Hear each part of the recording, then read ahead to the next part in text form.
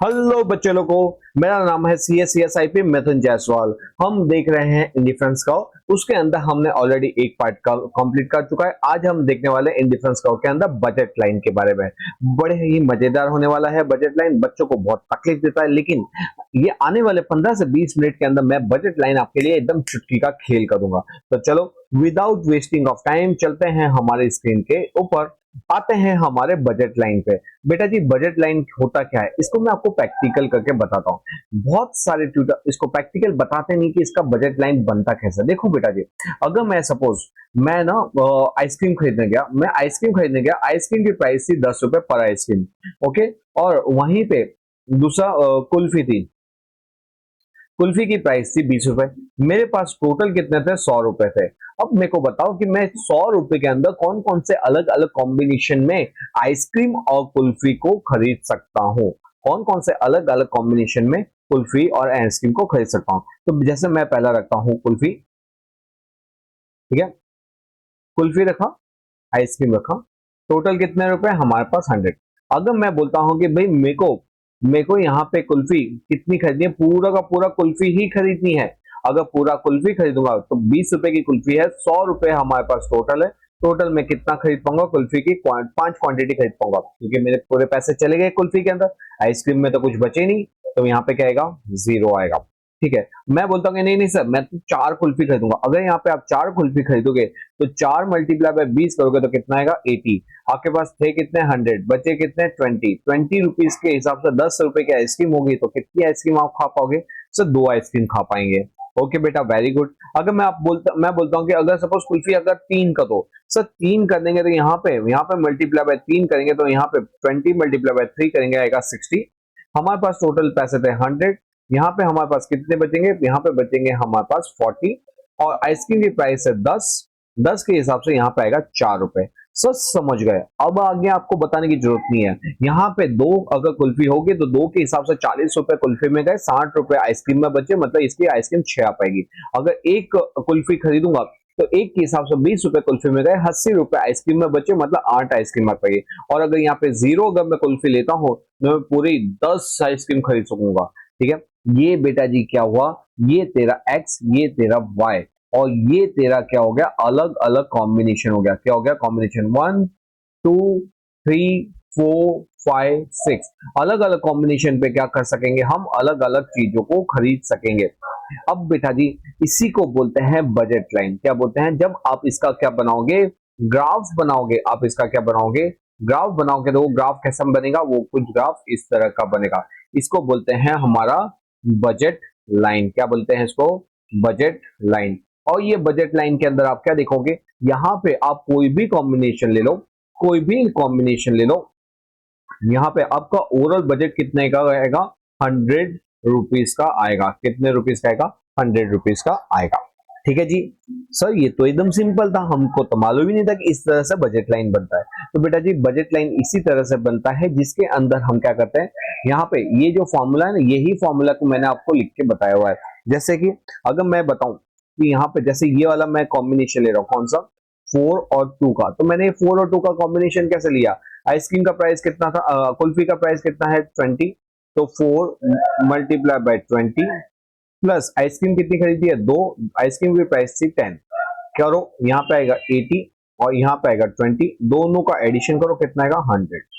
समझ गए? तो यही तो फॉर्मूला लिखा हुआ है। ओहो, आहा सर, समझ में आ गया। तो हाँ जी, तो ये क्या होता है? यहाँ पे बजट लाइन का मतलब होता है कि जो भी कस्टमर के पास अवेलेबल फंड होता है, उससे कौन कौन से अलग अलग पॉसिबल कॉम्बिनेशन में वो गुड्स वो खरीद सकता है। तो ये होता है हमारा budget line. Budget set. Budget set it shows the combination of two or goods the consumer want to consume with the given income and the market price by spending his entire income or not, either he spend his entire income or not. मतलब क्या होता है बेटा जी? देख, simple है। Budget set क्या हो गया? यहाँ पे ये हमारा बजट सेट हो गया, जिसके अंदर देखो ये अलग अलग सेट हो गया। क्या हो गया? आइदर हम 4 2 3 4 2 6 इस तरह से अलग अलग कॉम्बिनेशन के अंदर गुड्स को खरीद सकेंगे। ठीक है। अच्छा, मेरे को ये बता कि अगर सपोज कि ये जो बजट लाइन बनाई थी हमने, कौन सी? ये बजट लाइन बनाई थी। अगर ये मैं बजट लाइन के अंदर बोलूं कि क्या तुम इस ये बजट खरीद सकते हो? बोले हाँ सर, ये खरीद सकते हो, हाँ सर, ये खरीद सकते हो, हाँ सर, ये भी खरीद सकते हो, हाँ सर। लेकिन अगर मैं तुमको ये बोलता हूँ कि क्या तुम यहाँ पे इस पॉइंट पे खरीद सकते हो, बोले कि ना sir, it is not feasible, it is not possible, क्योंकि इतना हमारा बजट ही नहीं है। हमारा बजट ये जो है, ये हमारा मैक्सिमम बजट लाइन है। इसके बाहर कोई भी चीज हमारे यहाँ पे अफोर्डेबल नहीं है, वो हमको अफोर्डेबल नहीं है, क्योंकि हमारा अफोर्डेबल नहीं है, क्योंकि क्या है, हमारा वो बजट ही नहीं है। तो हम मैक्सिमम कितनी क्वांटिटी खरीदेंगे, या तो इस पे आने वाली, या तो इसके अंदर। लेकिन यहाँ पे अंदर वाली जो भी क्वांटिटी होगी, उसको अगर हम खरीदते हैं तो हमारे पास एक्सेस रुपीज बच जाते हैं। लेकिन इस पे खरीदेंगे तो हमारा क्या होगा, फुल बजट यूटिलाइज होगा। क्या यूज होगा, फुल बजट यूटिलाइज होता है। ठीक है, हाँ जी, ओके। तो यहाँ पे हम क्या करते हैं, हम हमारे फुल बजट को यूटिलाइज करते हैं। ठीक है, अब आगे आते हैं। अब आगे वाले कंसेप्ट में क्या दिया हुआ है देखो। अब देखो बेटा, अब यहाँ पे प्रॉपर्टीज ऑफ बजट लाइन देखते हैं। प्रॉपर्टीज ऑफ बजट लाइन क्या होता है। पहला हमने क्या देखा कि यहाँ पे जो बजट लाइन होती है, इट्स स्लोप डाउनवर्ड होती है। हाँ जी, इसका स्लोप क्या होता है, डाउनवर्ड होता है। और इट इज स्ट्रेट लाइन, ऐसा नहीं, क्योंकि हमने जो इंडिफरेंस का वो देखा था, वो कैसा होता है, कॉन्वेक्स होता है। लेकिन एक्चुअली बजट लाइन के अंदर कॉन्वेक्स नहीं होता, ये क्या होता है, स्लोप डाउनवर्ड होती है, स्ट्रेट पैरेलल लाइन होती है। और लास्ट जो इंपॉर्टेंट है, प्राइस रेशियो। प्राइस रेशियो क्या होता है, प्राइस रेशियो मतलब इसका स्लोप का जो कर्व है वो क्या रहेगा, उसी को आप प्राइस रेशियो बोलते हैं। उससे बोलते हैं हम प्राइस ऑफ एक्स अपॉन में प्राइस ऑफ वाई। क्या बोलेंगे, प्राइस ऑफ एक्स अपॉन में प्राइस ऑफ वाई। ठीक है, तो ये हमारा प्राइस रेशियो हो गया। यहाँ पे इसका स्लोप कांस्टेंट होता है, और दूसरा ये क्या होता है, डाउनवर्ड होती है, डाउनवर्ड होती है।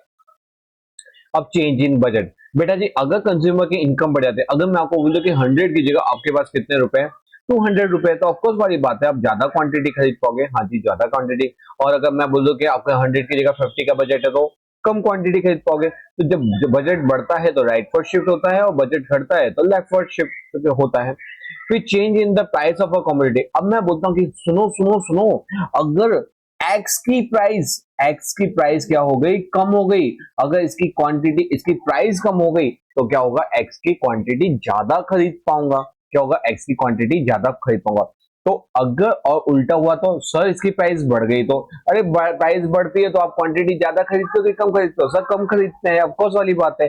अगर 10 रुपए की आइटम पहले मिल रही थी, अब वो 20 रुपए की मिलेगी, तो हम क्वांटिटी क्या कर पाएंगे, उतने में आप कम क्वांटिटी खरीद पाओगे। तो यहाँ पे प्राइस जब बढ़ती है तो क्वांटिटी कम खरीद पाते हैं, और प्राइस जब घटती है तो क्वांटिटी ज्यादा खरीद पाते हैं। तो goods x, when the price of goods rise होती है, तो यहाँ पे इसकी बजट किधर शिफ्ट होगी, लेफ्ट। और अगर प्राइस कम हो जाए तो राइट तरफ शिफ्ट होगी, सिंपल है। ठीक है, ये एक्स का था। उसी तरह से हमने क्या देखेंगे, वाई का देखेंगे। वाई का भी क्या होगा, वाई के अंदर ये हमारा बजट लाइन है। अगर प्राइस ऑफ वाई, सॉरी, ये हमारा बजट लाइन है। अगर प्राइस ऑफ वाई क्या होता है, इंक्रीज होता है, तो ये हमारा इस तरह का बनेगा, जिसमें हमारे ऊपर से सिर्फ यहाँ पे प्राइस लाइन बढ़ेगी। और अगर प्राइस कम हो जाती है तो हम कम क्वांटिटी खरीद पाएंगे, और कम क्वांटिटी खरीद पाएंगे तो प्राइस ऑफ वाई क्या होगा, लेफ्टवर्ड तरफ शिफ्ट होगी। सिंपल है। तो यहाँ पे हमने क्या देखा बेटा जी, कि यहाँ पे ये प्राइस को लेके देखा। अब what are the assumptions underlying the indifference curve approach. हम यहाँ पे कौन कौन से एजम्पशन लेके चलते हैं कि कंज्यूमर हमारा रैशनल होता है। रैशनल मतलब सोच समझ के इंफॉर्मेशन लेता है, उसके पास सारी इंफॉर्मेशन होती है। The consumer give ranking of the goods based on the satisfaction they yield. जो उनको सेटिस्फैक्शन मिलता है उसके बेस पे वो क्या देते हैं, रैंक देते हैं। However he can't quantitatively express how much he prefer certain goods over the other. वो एक्सप्रेस नहीं कर पाएगा, वो रैंक दे सकता है लेकिन एक्सप्रेस नहीं कर सकता। ये बता सकता है कि ए से ज्यादा बी अच्छा लगता है और बी से ज्यादा सी अच्छा लगता है, मतलब इनडायरेक्टली ए से ज्यादा सी अच्छा लगता है। It is the combination of X has a more commodity than the combination of Y, then X prefer over Y. ठीक है, तो यहाँ पे बेटा जी, यहाँ पे हमारा बजट लाइन का जो कंसेप्ट था वो यहाँ पे खत्म होता है। आई होप जो बजट लाइन था और जो बजट लाइन के अंदर जो आपको प्रॉब्लम्स पड़ती थी वो मैंने प्रैक्टिकली बहुत अच्छे से समझाई है।